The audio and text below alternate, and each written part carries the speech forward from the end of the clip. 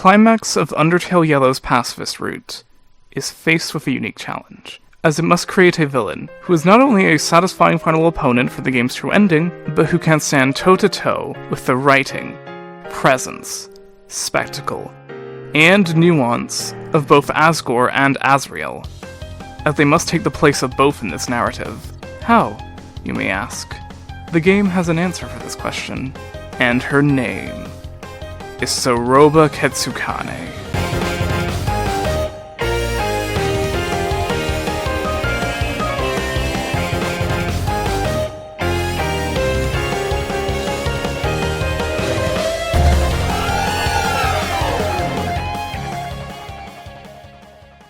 For a character of such significance, Soroba's introduction is actually quite subdued. You meet her in a bar during the Wild East arc. She acts as a straight man to Starlow's comedic antics, and is quite amicable to Clover, though this will obviously change.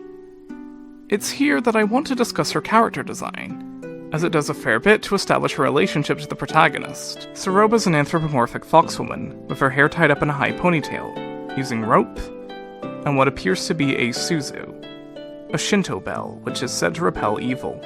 She wears a white pleated dress resembling a kimono, with a red trim along with white boots to match. Her design is heavily influenced by the Miko. No, not that one. I'm referring to Shinto priestesses. Her choice of weapon confirming this, as it's a modified gohei, a wooden wand used by the shrine maidens to cleanse sacred areas and temples and to purify objects in Shinto rituals. All this to say, Soroba is very Japanese. The surname Ketsukane likely derived from Kitsune, trickster fox deities with many tails, which will become more relevant in this discussion once we get to her boss fight. Point being, these very Eastern aesthetics provide an interesting contrast when compared to Clover, who is dressed in garbs of the very Western cowboy, much like Starlow. This both makes Soroba stick out in the Wild East, and sows the seeds for her conflict with the main character through design alone. Moving on. Yellow does something really clever with its own mechanics. See, Asgore acts as a looming presence in the original Undertale, and your battle with him is built up ever since the very first boss fight. A build-up which Soroba lacks for someone introduced so late into the story. So, instead, Undertale Yellow establishes her character with its companion mechanic. Unlike base Undertale, Yellow has its arc villains stick around beyond their designated area. The original had this too, but it was reserved for specific character beats. Here, you have former bosses join you as friends throughout the areas, and this has battle benefits as well, Marley acting as that friend for most of the game. But in the Steamworks, and only on the pacifist route, Soroba joins the player, allowing them to form a bond with her and in turn make her heel turn feel even more unexpected. She seeks her company in the hopes of saving her daughter, Kanako, who has fallen down. Despite being attacked by many machines, including a particularly persistent one, she urges you not to fight them, the pacifist route being forfeit if you kill a single robot. They don't even drop EXP, but it would go against the run-up until that point, so I don't see why you would anyway. As it turns out, her husband Shujin was awfully quiet about his career, and it doesn't take long to learn why. Every award attributed to him, nothing more than a mark of failure. Despite being genuinely brilliant as we see from his creations, it wasn't enough. He was fired. Axis was considered far too unstable, and Metatom was deemed far more impressive, who, unbeknownst to Soroba, wasn't even a real robot. I understand now, but Shujin never shared this with me. He must have been absolutely gutted hearing those words. Screw the royals. The politics, all the red tape. This, Clover! This is why the mission is so important! You can't trust these close-minded gatekeepers to do anything right! Not for a second! Let's go. Soroba's emotional instability is shown throughout, but given what we learn, it's understandable, so we don't question it. And a real familial connection between her and Clover seems to develop over the course of the dungeon. Things seem to be moving smoothly, and just as the pair reach the Hotland elevator, they're stopped by Starlow. He found something at her home, a hidden trapdoor. Something isn't right, and he asks her what actually happened to Kanako. The Ketsukane Manor has a wonderfully tense atmosphere to it. You can feel the weight of what came before, and who used to be here in it. After discovering the trapdoor, Clover and Marley find a series of tapes by Shujin. As it turns out, he was trying to develop a serum to transform regular monsters into boss monsters. He experimented on himself multiple times, which backfired severely, being to blame for his sudden death. There's two major pieces of information I want to focus on. The first is a crucial ingredient for the serum: a human soul from someone who's pure of heart. This finally puts Soroba's actions in context. Why she went after Clover, and only in the pacifist route specifically. The second is the revelation that Shujin was fired, and since she obviously watched this tape before committing to the plan, this means her reaction in the Steamworks was falsified. Now, this could very well be a writing oversight, given how it's never brought up, but whether it's intentional or not, I kinda love this addition. It gives her character a more sinister edge, and really adds to her duplicitous nature.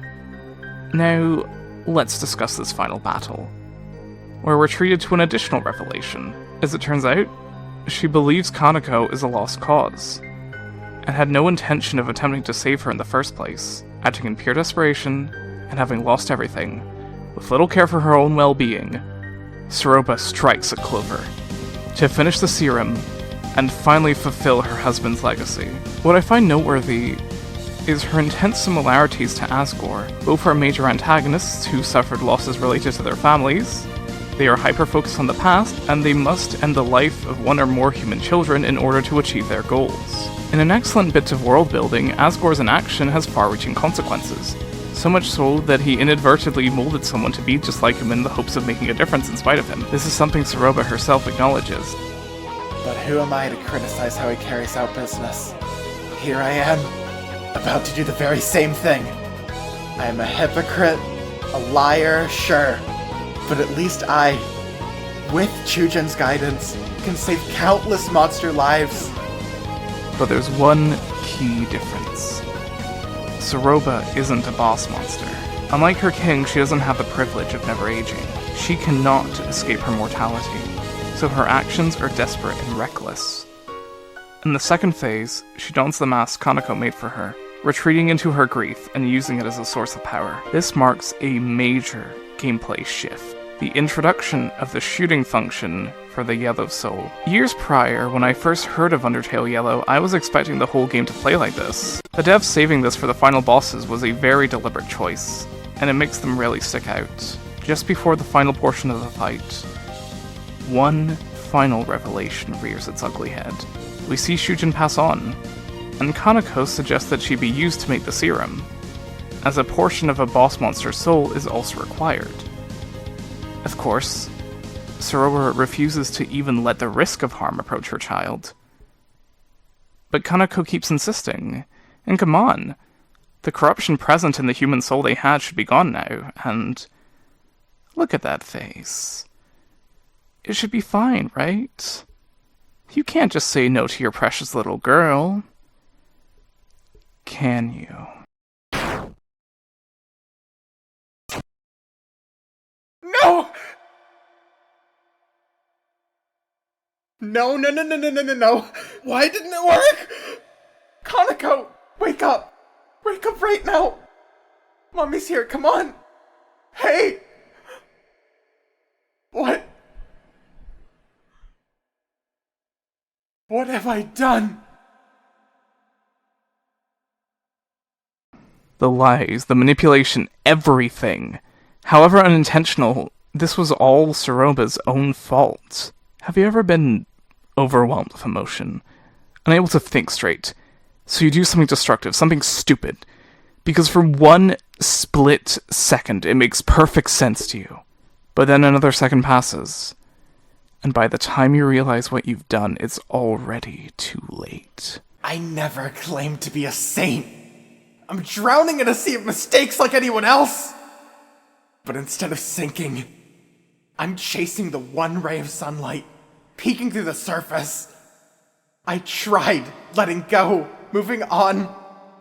But I guess deep down, I'm too stubborn to live like that. This is my fate. This is how it must be!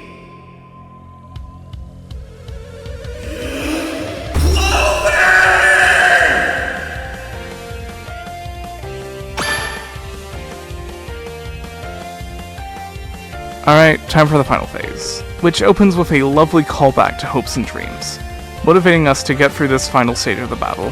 Actually, this isn't the only thing taken from Asriel. Pulling from the act menu and being able to access the boss's memories is obviously inspired by him. Upon knocking her down, we have a familiar choice to spare or kill. Though of course, the answer is obvious. The fighting stops, our friends wake up, and the weight of what she's done finally hits. Critically, while the others validate her emotions, they don't condone her actions. Sympathetic as she is, Soroba's pain is no excuse for nearly taking a life, but even if she'd prefer it to not be the case, life does go on. Her current purpose is no more, and she's far from processing her grief. But through the support of those around her, it may be possible to re-find peace, and to find the will to forgive herself. See this growth with Clover's sacrifice. She could easily take advantage of the opportunity and continue as she did before. But it's a testament to the respect and trust established between the pair that she doesn't even consider this. You've gained my respect. I mean it.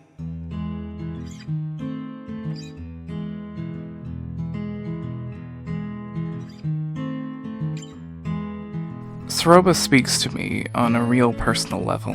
Granted, I haven't done anything like take the life of my own child, but I understand where she's coming from. To me, she's this portrait of regret. A reflection of everything I dislike about myself, everything I'm capable of being at my worst. I see my past mistakes in Soroba, every word I can't take back, every reckless act of stupidity, and the real capacity I have to hurt those dearest to me. I understand those errors, I think about them a lot, but none of that makes them okay. I cannot turn back the clock. I can't undo the harm I've caused, however deliberate. However, as said, life goes on. It doesn't end just because there are things I wish I did differently. There are lessons to be learned from those experiences. We can atone by not allowing those mistakes to repeat, and in some cases, it may even be possible to mend what is broken. I might be able to grow into the person I wish I was. And to everyone I lost along the way of life's path, I hope you're okay.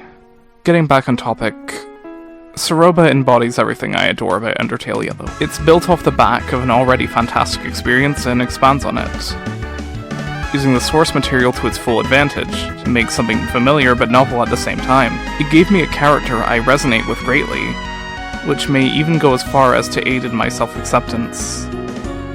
That's why this game, and this character in specific, are so special to me. Thank you for watching. And a big thank you to my friend Cosmella who played Soroba in the video. Back when we played the game together, I remember being genuinely taken aback by the emotions in her performance of the character. So I decided to have her record a few lines in order to add spice to the video. I think it really added to the overall presentation. Alright, bye.